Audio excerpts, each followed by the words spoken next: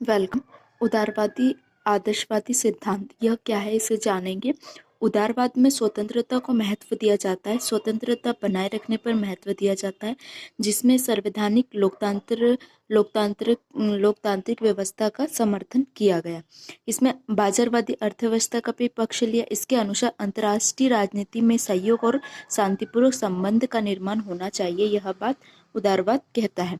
Okay, तो हम देखेंगे कि समाजशास्त्री उदारवाद ये उदारवाद के अंतर्गत आता है। तो हम देखेंगे समाजशास्त्री उदारवाद के समर्थक थे कॉल्ड्यूस, कोबेन, जॉन बर्डन ने अपनी रचना लिखी थी वर्ल्ड सोसाइटी।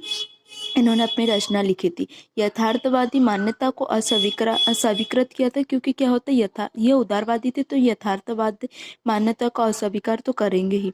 ओके, तो यथार्थवाद ने राज्य के मध्य संबंधों को केंद्रीय महत्व दिया था। ओके, यथार्थवादी थे जो राज्य के मध्य संबंधों को केंद्रीय महत्व देने की बात करते थे, जिसमें हम देखेंगे समाजशास्त्री उदारवाद के अनुसार आईआर अंतर्राष्ट्रीय राजनीति पार राष्ट्रीय संबंध है, यह कहते हैं समाजशास्त्री उदारवाद।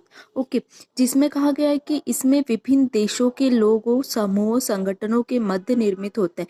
इसे बहुलवाद भी कहा गया है। जो समाजशास्त्रीय इसे बहुलवाद भी कहा गया, क्योंकि जो ये है बहुलवाद के अंतर क्यों कहा गया है, क्योंकि जो देशों के लोगों और संगठनों के मध्य संबंधों को निर्मित करते, इसीलिए इसे बहुलवाद भी कहा गया। जिसका राज्य के अतिरिक्त अन्य समुदायों को भी अत्यधिक महत्व दिया जाता है।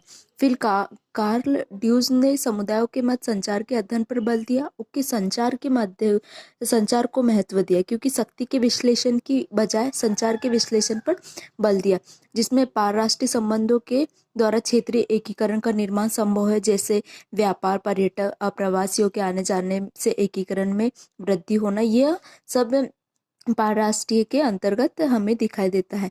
और ओके, जेम्स रोजनाउ ने कहा था कि जो परंपरागत अंतर्राष्ट्रीय राजनीति है जो बिलियर्ड बॉल मॉडल पर आधारित है, लेकिन जो वर्तमान की राजनीति है वो कॉबवेल मॉडल पर आधारित है। किसने कहा था?